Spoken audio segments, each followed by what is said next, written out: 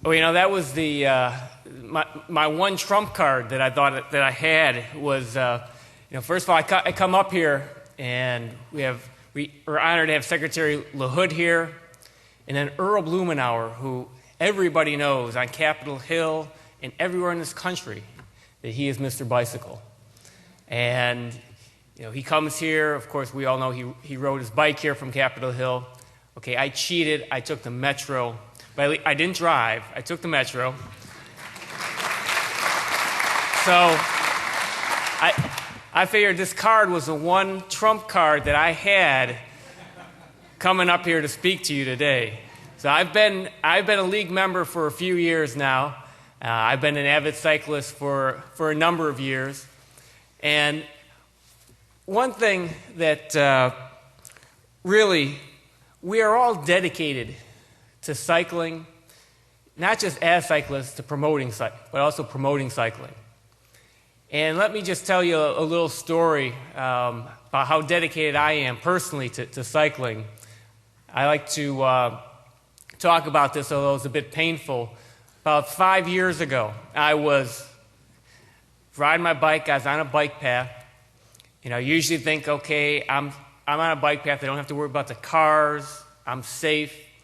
I'm riding along, maybe a little too fast. But all of a sudden, the sun was shining. It was not raining. It hadn't rained for 24 hours. All of a sudden, it hit this very wet, very slick, wet mud patch. I was about to go turn a little to the left as the path turned. Before I knew it, the bike slid out from under me. Fortunately, I was not even able to move my arm out to try to, stop my, protect myself. I would have been in even worse shape if I had done that. Fell on my hip. I broke my hip. I severely sprained my wrist, got a fracture in my elbow, hit my shoulder. Luckily, nothing broke there, and cracked the left side of my helmet. And not only that, but I laid there for about an hour and a half because I didn't have a cell phone and there was no one else coming along this path. So they took me to the hospital. Like I said, I had a broken hip. I do not recommend that to anybody. One of the most painful things, you can't do anything with a broken hip that doesn't hurt that hip, including sleeping. But I got through that in less than 4 months later. Although I was a little bit scared, I was back on the bike. But I'm dedicated to cycling, and I want to get back up on the bike. And no matter what, we are all of you just coming here for the Bike Summit shows how committed that you are. And there's so much that we need to do in this country. I know last night you heard about Copenhagen and cycling over there, how much people use their bikes for everyday transportation. When I've been over to Copenhagen, I think Rotterdam was probably the city that really struck me the most. I just could not believe we got there and we're pulling up to, we're driving on a bus to the hotel, and all of a sudden I see this huge, huge space filled with bikes. And I just couldn't believe it. I've never seen anything like it in my life. And I said, what's over there? And I said, well, the train station. People take the train in. They just leave their bikes here, and then they ride their bikes to work. It was just incredible. I've never seen anything like it. Now, we are far, far from that in our country. And we need more work from you, and that's why you're all here, to help get people, get members of Congress, especially, on board. It's great to have Secretary LaHood, who I think really understands, as Secretary of Transportation, that bikes do belong in transportation. And there's no question that we need leaders to carry that message and to make the policies that are going to change this country. Now, I'm not expecting that things are going to change overnight, and I'm not expecting that things are going to be, we're going to have situations here like we had, like in Rotterdam. That takes a lot of time and a lot of change of heart and ways of thinking. But there are so many things that we can do. Secretary LaHood talked about the American Recovery and Relief Act, and that there was, specifically it says in there that this money, the $27.5 billion for roads and bridges, for highways, also for transportation enhancements, which means the money can be used to help accommodate bikes, whether it's bike paths or bike lanes. But that was critical to have that in the bill. And in the Senate, there was a senator who had an amendment who was trying to specifically say in this bill that the money could not be used for bicycle transportation. Unfortunately, in the Senate, that was defeated. But there are still people out there who believe that bikes do not belong. Bikes are not part of transportation.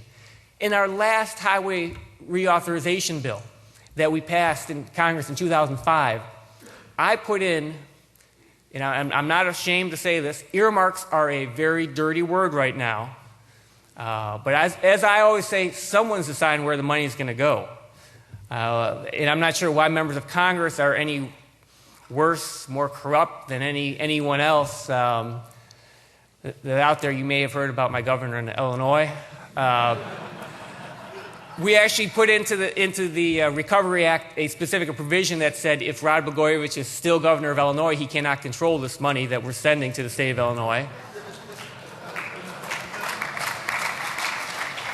But somehow, there's something wrong with members of Congress dedicating funding to specific projects.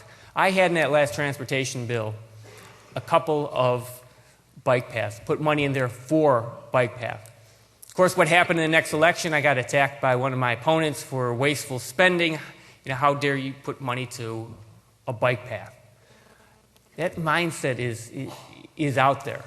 And so that's why it's so crucial that we do fight against it and make people understand why bikes belong, how bikes fit into transportation.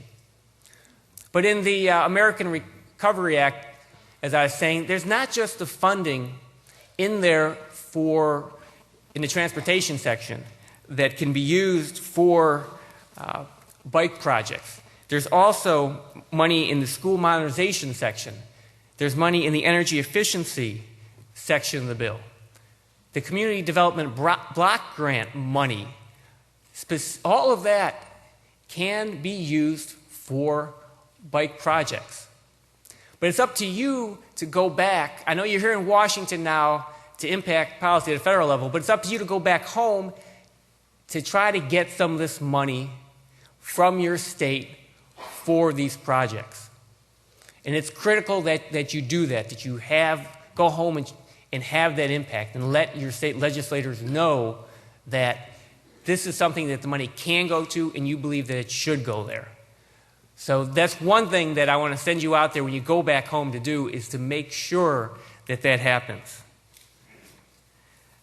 Now, here in Washington, we need to do a much better job in writing the policies that say that bikes belong. And as we write this transportation bill, as Earl said, Chairman Oberstar said, we are not doing a reauthorization, we are doing an authorization, rewriting the whole bill, which is critical. And it's critical that you have the chairman of the full Transportation Infrastructure Committee, who's a cyclist. Earl talked about Chairman DeFazio, Highway and Transit Subcommittee Chair, that also is involved in writing this bill, who's an avid cyclist, who understand how we can do this. Now, there's the Complete Streets legislation, which we passed in Illinois. A good friend of mine in the Illinois State Senate, Senator Ed Maloney, introduced that. We passed that, got passed in Illinois. Governor Blagojevich vetoed it. It was then passed over his veto almost unanimously. So if you need another reason if we need another reason to get rid of Governor Blagojevich, there you go. I don't know if we really needed another one, but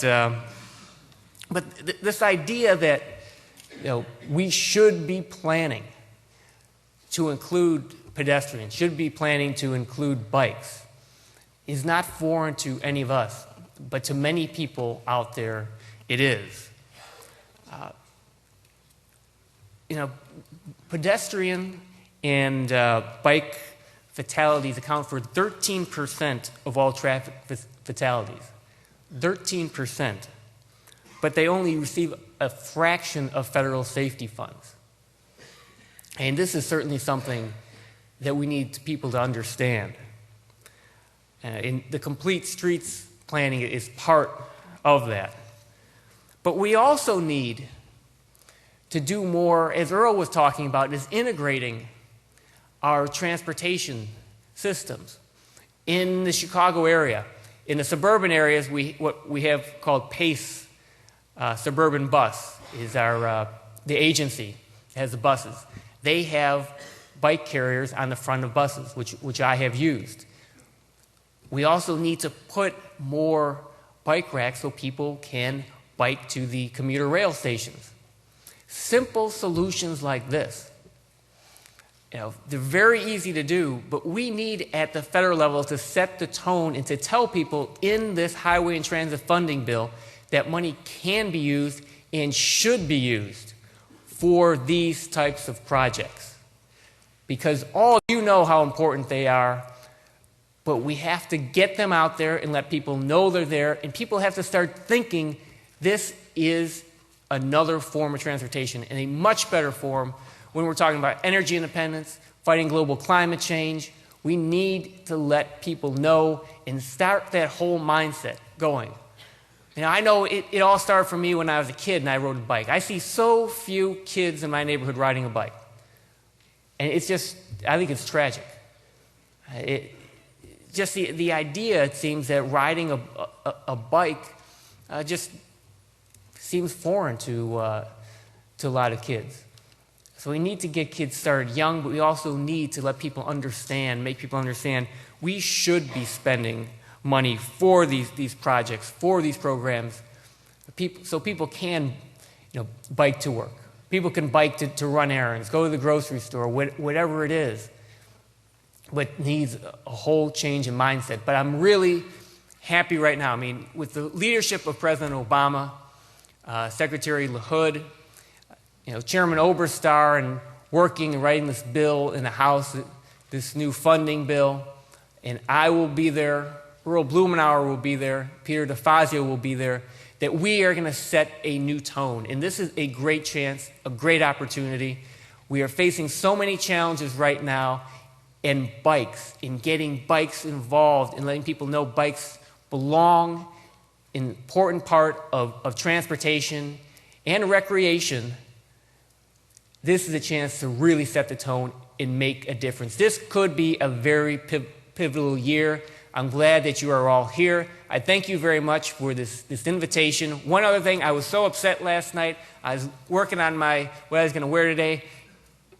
In the perils of living in two different places, I left my bike tie back in Chicago. But thank you so much for inviting me here. Keep up the great work.